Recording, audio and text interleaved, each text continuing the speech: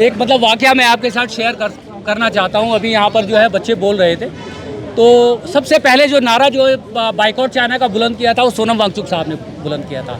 और जब मैं आपको बताना चाहता हूँ कि पिछले साल जब 16वें दिन सोनम वांगचुक साहब का अनशन ख़त्म हुआ था, तब उनके एक सोशल मीडिया की टीम के एक लड़के से मैंने बातचीत की थी। नाम था सोनम दोरजे।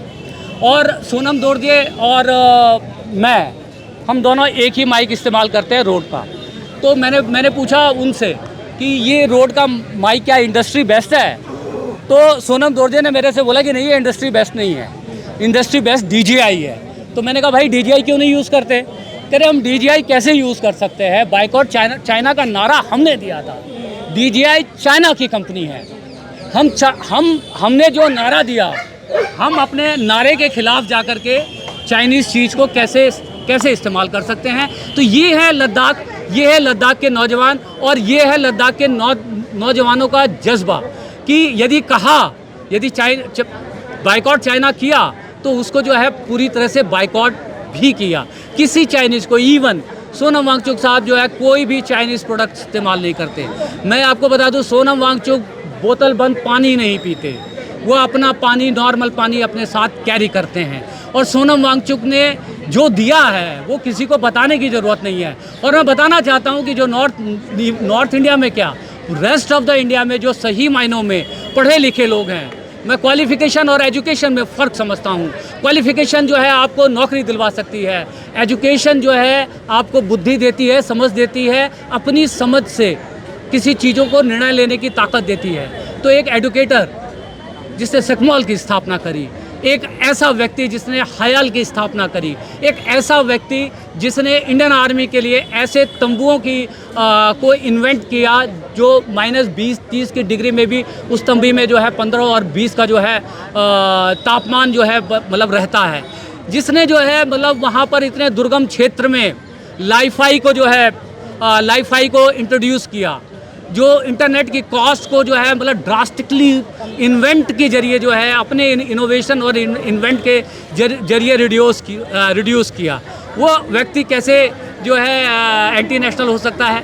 जिस ब्रीद पाकिस्तान की बात हो रही है, उनकी पत्नी गीतांजलि आंगचौक ने वो वीडियो शेयर किया है सोशल मीडिया के ऊपर कि उन्होंने वहाँ पर क्या बात करी है। तो वहाँ तो उन्होंने जो है प्रधानमंत्री नरेंद्र मोदी की जो है कार्बन जो है न्यूट्रलिटी की पॉलिसी को लेकर के जो है उनकी तारीफ़ की है। तो ऐसा थोड़ा ही है कि हम जब तक आपके साथ थे, आपके लाडले थे, आज अब हमने आपके हक की बात कह दी तो आज हम एंटी नेशनल हो गए। जो लद्दाख में अभी जो 24 तारीख को जो ये घटना हुई, और ले अपेक्स बॉडी ने तो बिल्कुल जो है साफ गोई से, ये इतना साफ दिल जो है लद्दाखी हो सकता है कि उन्होंने बोला कि हमारे बच्चे अपने इमोशंस को कंट्रोल नहीं कर पाए और हम अपने बच्चों को नहीं समझा पाए, और इमोशनल बर्स्ट के कारण ये घटना हुई है।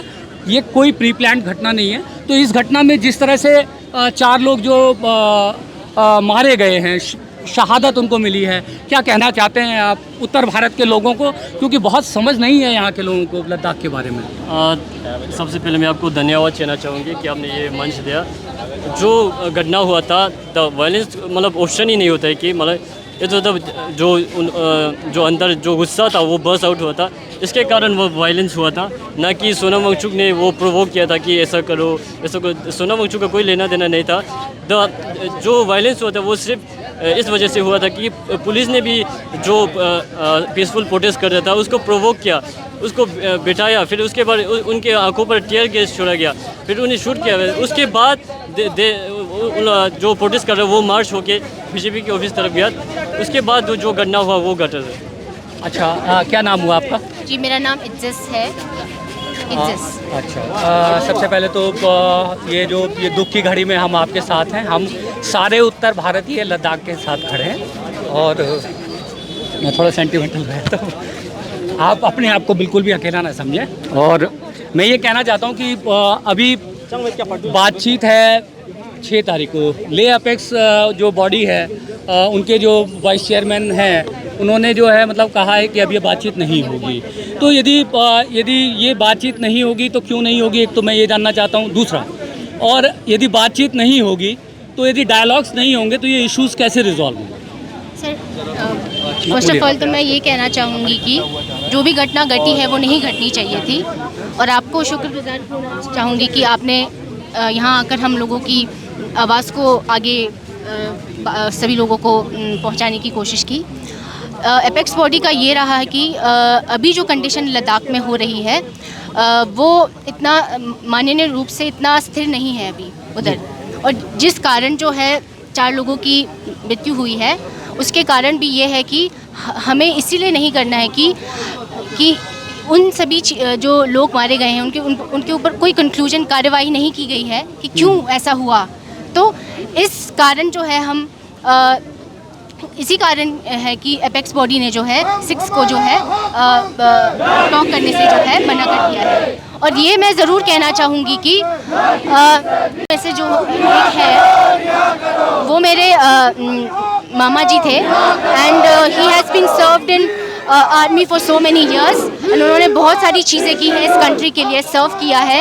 एंड जब वो छोटे थे 17 ईयर्स के थे तब से उन्होंने he had recruitment in Ladakh scouts, and he have been very courageous and selfless when I has grown up in him till now, and we want the justice to be served, not only my uncle but also the 4 people and the other 3 people who have died, and कोई नहीं समझ सकता जो वो गुजर रहे हैं अभी इस स्टेज से। एंड वो कई लोग जो 3 लोग थे वो तो हमारे ही एज के थे, उनके घर वालों के बारे में सोचे, इतने कम उम्र में उनकी डेथ हुई है। और ये ज़रूर कहना चाहूँगी कि मेरे और मेरे अंकल ने और मेरे नाना जी ने इतना साल इस कंट्री को सर्व किया है, तब भी उनको यही सलूक मेरा they had treated the patriot in this way.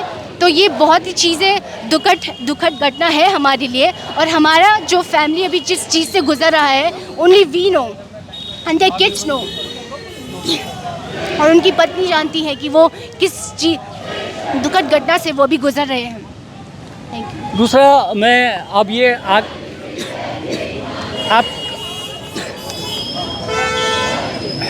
आगे का मतलब किस तरह से क्या रास्ता दिखाई देता है आपको? कुछ उम्मीद लगती है कि चीज़ें ठीक होंगी? आपको ऐसा लग रहा है कि गवर्नमेंट जो है दोबारा से एक बार पॉजिटिव उसमें आएगी? क्योंकि मैं आपको बता दूं कि मैंने सोनम वांगचुक साहब की जो लेह से दिल्ली तक की यात्रा को 1.5 महीने तक कवर किया था, और मैंने बहुत नज़दीक से 1.5 महीने मैं उनके साथ रहा हूँ, तो मैं उनको बहुत काफ़ी कुछ मैं कह सकता हूँ कि 1.5 महीना कम नहीं होता। उस टाइम में जब पिछले साल इसी टाइम में जो है इस समय जहाँ तक मुझे याद आता है कि सोनम वांगचुक साहब जो है चंडीगढ़ में रहे होंगे, तो जब ये उस समय में आपने देखा था कि 16वें दिन उनका अनशन ख़त्म हुआ था, तो MHA की तरफ से एक लेटर ऑफ एश्योरेंस आया था, और उसके बाद 3 दौर की बातचीत भी हुई, कुछ डोमिसाइल के मुद्दों पे बातचीत हुई, कुछ जॉब्स के बारे में बात हुई। अभी आप मतलब कितना पॉजिटिव दिखाई देती हैं कि सरकार, आपको क्या लगता है कि सरकार? हम 2019 से ही हम अपना हक मांग रहे हैं, 6 सालों से अपना हक मांग रहे हैं, और उस टाइम पे यही उनके मेमोरेंडम में यही था कि दे फुलफिल आवर वांट्स, और अगर इस देश में डेमोक्रेसी है तो वील गेट पॉजिटिव।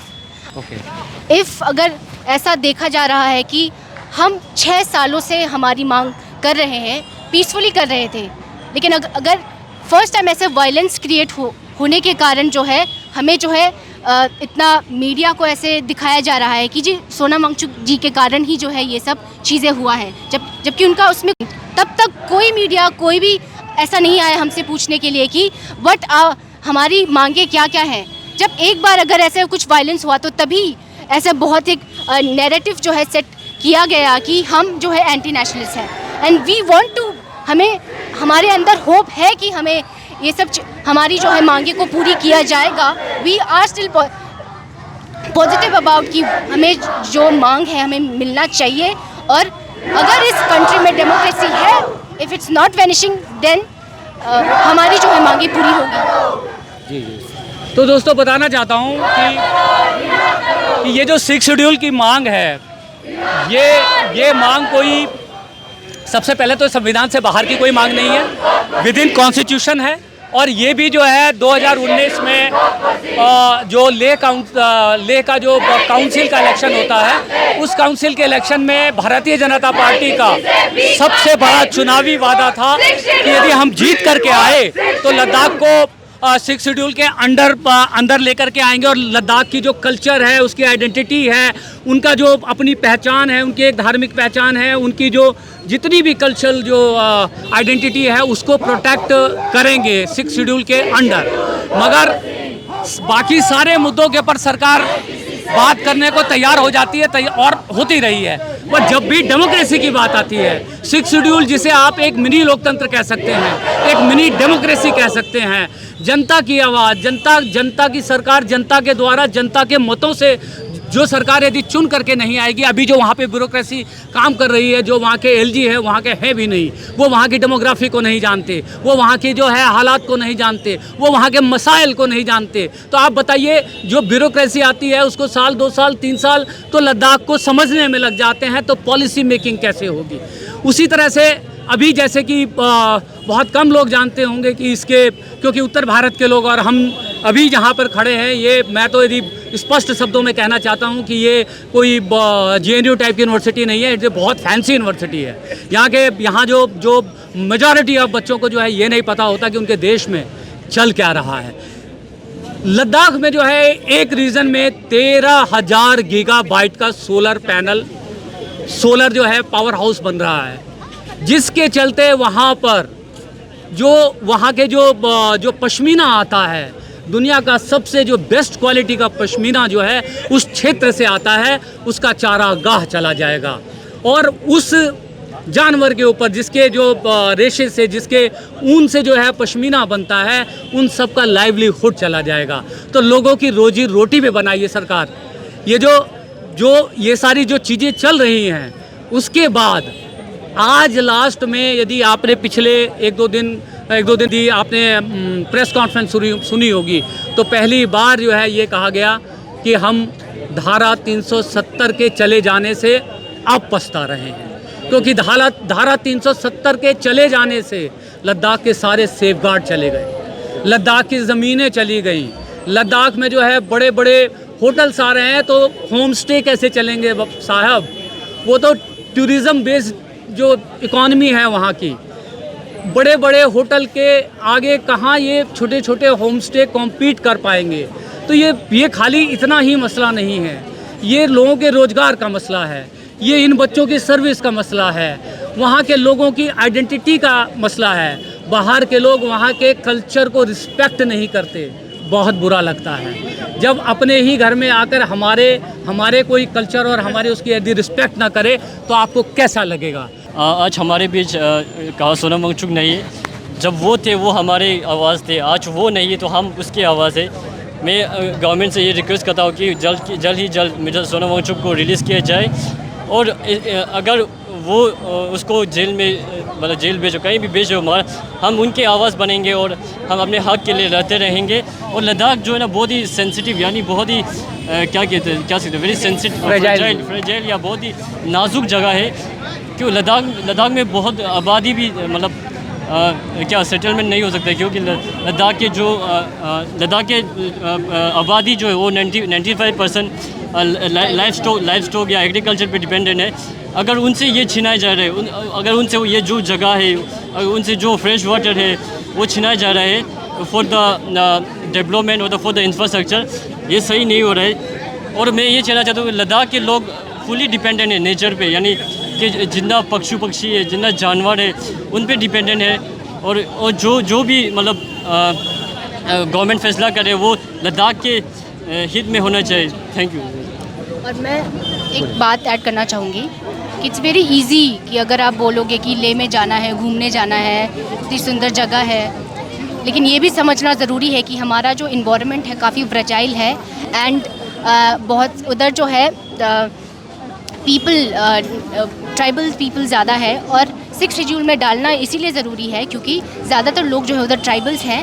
एंड हमारा यही मांग है कि जो लद्दाख में जो चीज़ें हो रही हैं विदाउट आन कंसर्न, उसको हम कंडेम करते हैं। एंड वी डोंट वांट कि हमारा लद्दाख जो है बाकी जैसे जगह है इंडिया में उसकी तरह हो। एंड वी वांट कि सभी जो लोग लद्दाख से ना भी हो उनको समझना चाहिए कि वी वांट देयर सपोर्ट अभी, बिकॉज लद्दाख मर रहा है।